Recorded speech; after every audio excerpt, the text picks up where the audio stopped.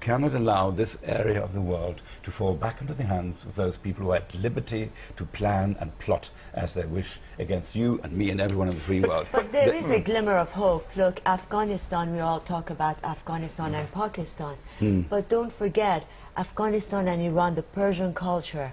We've had thousands of years of, having the same culture. So, and Iran is very important in that region. Well, some of the great Iranian poets were born and lived in what is now Afghanistan. We speak the same language. We have the same type of, the culture, but the same type of emotions and spiritual, expressions. So, in effect, Afghanistan should not be looked at in isolation. Yes, Westerners can pull out the troops from Afghanistan, but at the same time there has to be a void, there will be a void, and it has to be filled. And this, Iran is there, and what is happening in Iran right now, and the democratic Iran, of course, will be, I think, well, will it's be not in Iran's interest to have an unstable Afghanistan either, is it? Not at all. But if Iran is run in a democratic, in a liberty way that, the people of it aspire to be, there won't be any problem in Afghanistan. Well, just to play devil's advocate with one point,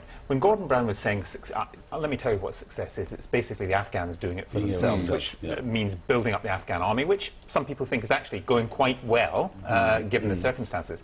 But I wonder how, if the basis of his speech wasn't still, as generals are supposed to do, fighting the last war, if we don't do this, the Taliban will come back and there will be other attacks on us. What is really the evidence of that? I mean, where is the evidence that the Taliban would sweep back into power in Afghanistan if there weren't British and American The evidence, troops I suppose, is in little pockets of the country where there has been less of a NATO troop presence. The Taliban are coming back and fielding their forces, beginning to close schools, going back into all their old ways of denying human rights to the women, to children, to girls in particular.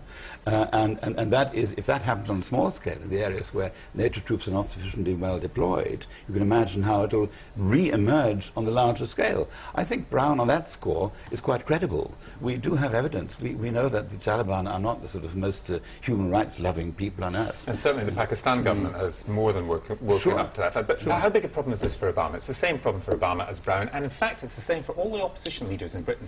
However much they say they would do it slightly differently, they're all behind the same kind of It's less of a problem for Obama right now than it is for Brown right now. But things are moving very fast in the United States, and you go back to July and the poll figures are totally different than what they are now in terms of how many Americans think it's a mistake and how many do not. Okay, let's move on, because despite some signs of